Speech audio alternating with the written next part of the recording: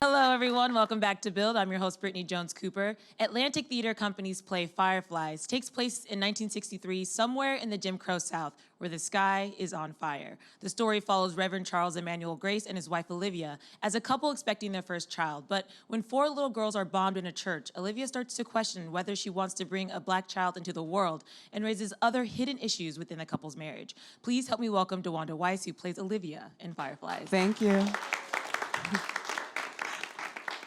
I got to see the play the other night, and it was an emotional experience for me, but I could tell it was an emotional experience for you. It's such a loaded play. There's so many different themes explored. It's so captivating. It's so moving. What was your reaction the first time you read the script? Entirely visceral. Yeah. You know, I read it, I wept. Yeah. And I feel like there were a lot of exactly that, themes that felt really familiar and just kind of hit me in my solar plexus. Yeah, and themes that, although this is based in the 60s, unfortunately, we're still dealing with a lot of those. Right. And we'll get into those, but first I want to talk about your relationship with your co-star, Chris, because your chemistry is amazing, and it's just you two the entire ride. That's it. So what kind of work did you guys do to really get comfortable and trust each other? Because you're going through a lot of different stuff. And it requires a ton of trust. Yeah. I'm invasive, so it was really important for me to get to know Chris. I'm from Baltimore, he's from Camden, New Jersey. You know, there's a lot in common with those cities. And so, you know, we'd meet up for lunch. And then other than that, the actual process, like in the rehearsal room, building a collective backstory, shared memories, you know, that was a very large part of it. And the more you just work the muscle of the play, the closer you get, because the more you realize how much you have to rely on each other. You know? How much time do you have to really prepare? Because you guys, I mean, have so much dialogue. Yep. And there's so much blocking and working together. For sure. What kind of prep time do you get? I, nerd status, like to be as memorized as possible. And this one, you know, I was trying to mitigate it because it's a world premiere. So there's a lot of dialogue that changes. But I think I was about halfway memorized by the time we reached the first day of rehearsal. All my personal research was done, you know, all the books were read. Yeah. And so then I could devote the time and energy in rehearsal to actually that blocking, yeah. the actual cooking on stage. Yes. Yeah, there was you know, that's a dance. When you guys actually ate, I was like, oh, that was real, those were real green beans. Okay, good for you. Yeah, for sure. So explain a little bit of the background for people who are unfamiliar, because Donnie Our Love wrote this, but there's also 2 other plays kind of in this series. Correct. Exploring Black queer characters throughout history. Yeah. So can you kind of just explain your experience with him and what you know about the series? I saw Sugar in Our Wounds, which is the first play in the series, and it explores Black queer love during enslavement. And essentially, Olivia is the descendant of a character in that play. And so the threads kind of go along familial lines in that context. And the relationships are different. The love in this story is, you know, a little further removed than the love, I'm trying not to spoil it, from the love in the story in the first play. And I think what's interesting about Fireflies is his way in was actually the Black Lives Matter movement, because a lot of the women behind that movement are Black queer women. And, you know, he was just thinking about how invisible communities have informed a lot of activism in the country and the world, and, you know, how many of those people remain relatively nameless, you know? I thought it was such a unique perspective because, like you said, queer characters really, and Black characters, are often invisible in our history. Right. And so women. I thought that was so powerful Yeah. to see a play that is really tackling these issues. How did that inform how you played Olivia? Because obviously she's dealing with a lot externally, but struggling a lot internally. Yeah. Man.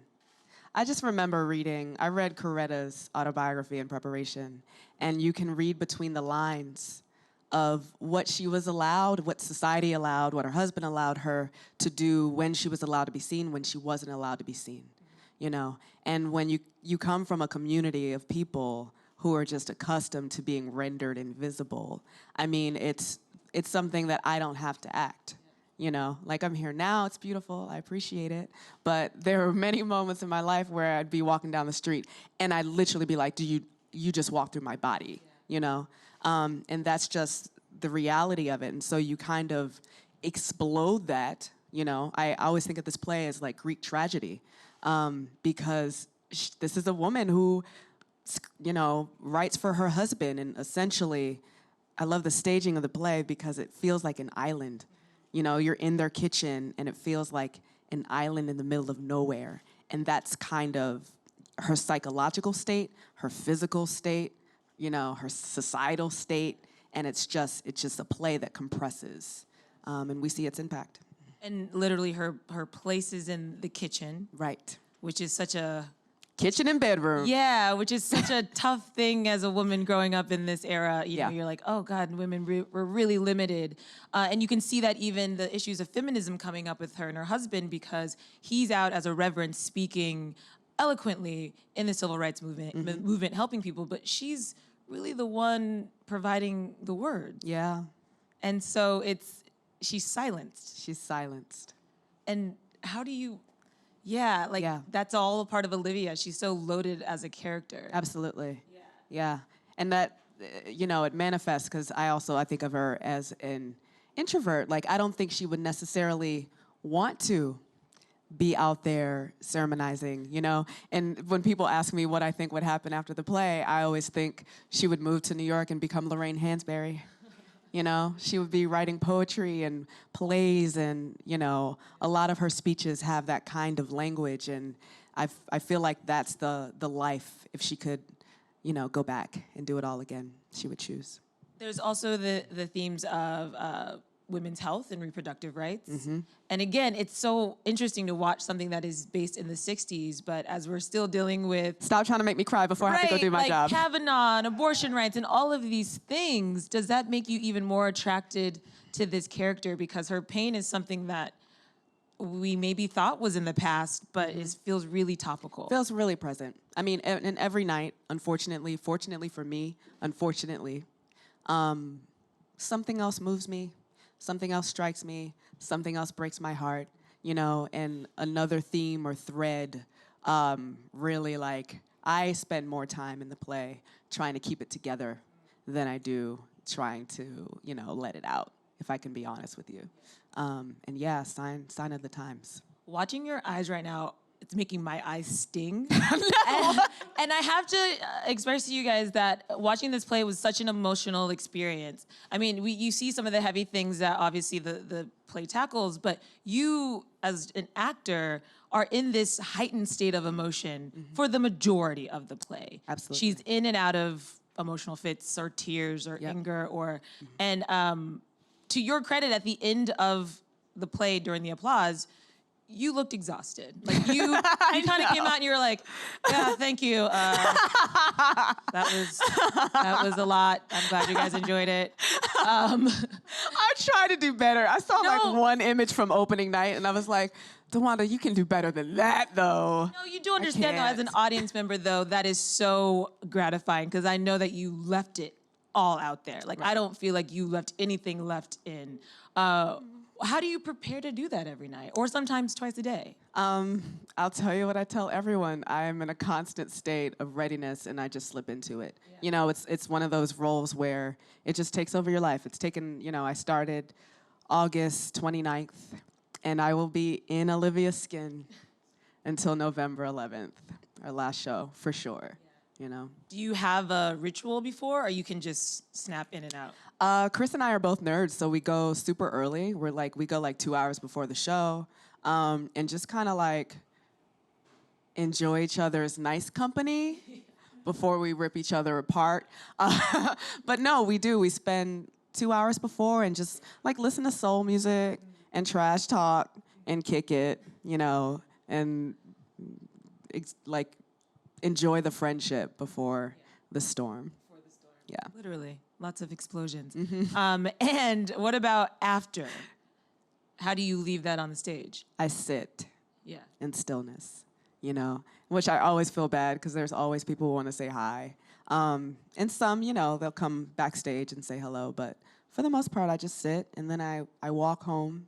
You know, it's like a 40-minute walk. Oh, nice. And I just take it, FaceTime my husband so I can remember what my life really is. Right. I was gonna say, do you journal or anything? Because Heavily. you know, although it's such a heavy experience, this is such an honor, I'm sure, to take on this character and to go into her life every night. Absolutely. For you, what does that mean to get to do that?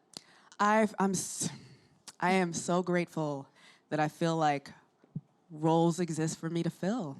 I'm really, really thankful for it. And, you know, outside of like making sure, obviously, people in the industry see the show, nothing means more to me than talking to women afterwards or reading direct messages, because I do read them, you know, from people who really have responded. And I think that's rare. And I recognize that's rare. I recognize it is still rare to go to the theater or have an experience that is really an experience, you know, one that the audience too have to sit for a moment, you know, and it's an honor. Do you think that's heightened because of the political times we're living in now? Even the 4 girls dying in that Birmingham church, and then, you know, last week we see the synagogue being attacked. Do you think that ties people even more to what they're watching? 1,000,000,000%, you know? And I think it's also a reminder that we're all in this, you know? This is all of our stuff for all of us to address. What is it that you love about theater? Because I feel like you love hide. You cannot hide, and it's undeniable. You know, you work in film and TV, the editors can make you look good. You know what I mean? There's plenty of smoke and mirrors. If something wasn't nailed, they could just be like, we'll just cut away to this pretty shot of something else. Yeah. And with theater, it's 95 minutes. I'm on stage the whole time. You know, it's undeniable. And it's really funny. Like, you know, I read write-ups. I'm fine. I'm not that sensitive. And so it's interesting to see, like, people be surprised, you know. But, you know, I trained in theater, and I try to vacillate between all mediums, and I love it. Yeah. I want to talk about those other mediums, but really quick.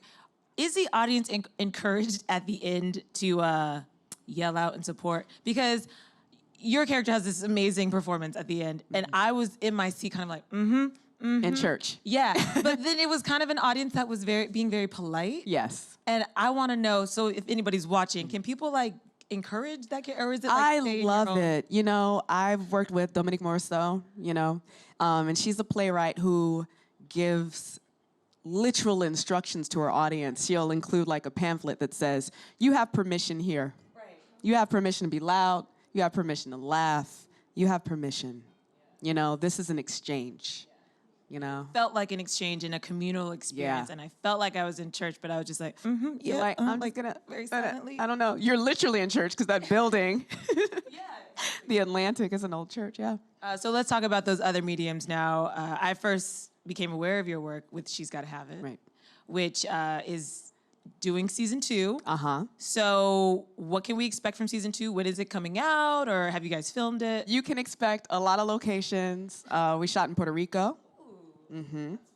Shot in Puerto Rico, shot in Martha's Vineyard, you know, of course, in Brooklyn. Gotta hold it down. And it comes out in 2019. Yeah.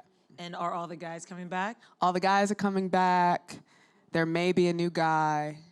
Another one? Listen, she's gotta Nola. have it. Nola, darling. All right. How fun is it to play Nola? Because she's messy. She's Nola's very messy. And what's really disturbing is when I read her, I was like, oh, she's trying to get it together, but I didn't really think she was that messy. Oh, wow. Isn't that terrible? Yeah, Says because a lot she's about pretty my messy. single life. I guess she's pretty messy. She's trying to figure it out, guys. You know, it's a lot. It's a lot to balance. And working with Spike, I'm sure, is always good. Was it good to get back and start filming with him? It is. There's nothing like it. I mean, it's actor boot camp. You know, he's very, very different with every actor he works with. But some days you'll go and you'll be like, oh, okay, cool, this is the plan. And then some days you'll go and he'll just like let you loose in a park somewhere and you're improvising a scene in character and you're like, I hope this makes sense or cuts together. You know, there's this unpredictability to his work, and you get the sense of like, oh, you're going to be a real artist for the rest of your life. You know, insurmountable amount of energy. Like, the man is just unstoppable. Is that improv something that you're comfortable doing, or was that something that you had to really get into? No, I mean, again, theater nerd, you know. There was, so funny. We had 2 guest stars, both of them theater guys, Brandon Dixon and Michael Owoye, who plays Hamilton right now. And I tried to warn them about the improvisation. You know, I was just like, listen, specifically this season, like last season there was less, but this season there was just more. And Brandon, oh my goodness. So we shot in Martha's Vineyard, and I warned him, and then I kid you not, he improvised more than like anyone else has. And I'm talking like Spike would just be like, okay, so make up a monologue about XYZ, 1, 2, 3. And he would, and it was brilliant. It was brilliant, you know? So if you have it, but again, like I said, he's very specific with each actor. So if he knows you can improvise, then he'll use that muscle. Don't let him find out you can sing, because Mr. Ramos may or may not be singing in season 2. Good. Yeah. I love Anthony Ramos. Me too. I mean, I'm so happy to see all this amazing stuff that he's been doing in film and whatnot. And in film, you also have a movie that you're working on, or that's going to be coming out next year. Someone Great. And what's that about? Someone Great, shot with Jen Caton Robinson, who had this dope show on MTV called Sweet Vicious that you all should just like buy on iTunes because it's phenomenal, totally cult classic and ahead of its time. So shot Someone Great. It's a girl gang comedy with Gina Rodriguez and Brittany Snow. Both of them. Love both of them so much, and I don't know if I've had more fun.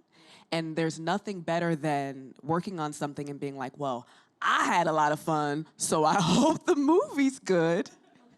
And I did like some ADR on it, and I was cracking up. So I'm very proud, beautifully shot, hilarious script, and Gina's the homie, so it's kind of, you know, the best of everything. I love that you're doing a little bit of everything. Yeah. You know, you've got the dramatic side and comedic side. You probably have to balance out the drama, You do, right? yeah, for sure. You can only be crying so much, and you're like, okay, I need Yeah, to laugh. you know, I only have so many tea bags to fix the swelling. Ooh, So. does that help? It does. What kind of tea? Green. Okay. Yes, you're welcome. I get some. Heard it here. Let's go to the audience before we get out of here. Who do we have first? Hi. Hi. First of all, congratulations on the role in the play. I haven't seen it yet, but I'm excited to. I'm just wondering, with such an emotional role, how do you relax, like when you're out of the role and you've gone home? Or That's a really great question. When I was rehearsing, I was definitely in yoga every day. Stopped doing that because I lose a lot of weight in New York. So I was like, okay, less yoga. And I get facials, and I make sure I like connect with my friends voraciously, you know, like epic hangouts. My 2 besties live in Brooklyn. So primarily that, you know, after I call my husband. Yeah. well, thanks. Thank you. I love the reconnecting with friends. It just like roots you back in reality so fast. Yep. Yeah. Like really fast. Really fast. They're like, no, you're not a star here. Yes, you're not a star here. We don't care. These are the sweatpants you wear every day. Next question. Hi. So how do you feel with this role? You've grown as an individual and as an actress. Great question. I feel like, you know, as an actress, like for TV, it's a different muscle, right? So you have no time. So give TV actors grace. But, you know, my show, I get like 2 or 3 takes. And so choices have to be made, and you make those choices, you commit to them, and you do it. With theater, there's so much space, you know, and I had so much space, and I still, every performance, have that space and that exploration, and it just kind of almost increases your risk-taking lung capacity as an actor. Because especially after it's open, you're like, sometimes Olivia is more pregnant, sometimes she's less pregnant. Like literally sometimes I like play around with physically being more or less. She's more Southern sometimes. I play around with her vocal register, and it's really just an opportunity to take risks, you know, which is a muscle that I implore every actor to continue to flex, you know, to never get to that space where you're just like, this is what I do, this is what I feel comfortable doing. No, you have to like take some risks, and you might fail, might not work, you know, you might lose your voice a little bit, but you took it, and then you learned something new about yourself. And I won't know what I've learned about myself until I'm done, because I'm kind of a delayed processor like that. But that's why I journal. Yeah. And last question. Hi. Hey. So I was wondering, you guys touched upon the audience being interactive during the performance, but have you ever seen the audience become emotional as the like a verge of tears, and does that affect you in any way? Every show. Every show, at the end of every show. I can hear it, I can feel it. And for me, yeah, it is. It's a conversation, you know, and I think it definitely fueled the way that I enter into the last part of the play, without giving any spoilers. And it's such a gift, you know, what I mentioned before about people like having a theatrical experience that requires the audience to be present, that can like captivate them for 95 minutes is just a feat. You know, we just don't have the same attention spans we used to. And so to get that and to feel that kind of, you know, response, that very true and honest and vulnerable response is, I mean, it's a gift, and I know how rare it is. And it comes so naturally with Fireflies because it builds very gradually. The emotion builds, the tension builds. You're not quite sure how it's going to end. So it is a really easy ride to be on because it just is, it feels so natural. So I cannot tell you enough how much I enjoyed your performance, and I hope that people can get out to see it. Fireflies is playing at the Atlantic Theater Company through November 11th. Guys, give it up for DeWanda Wise. Thank you.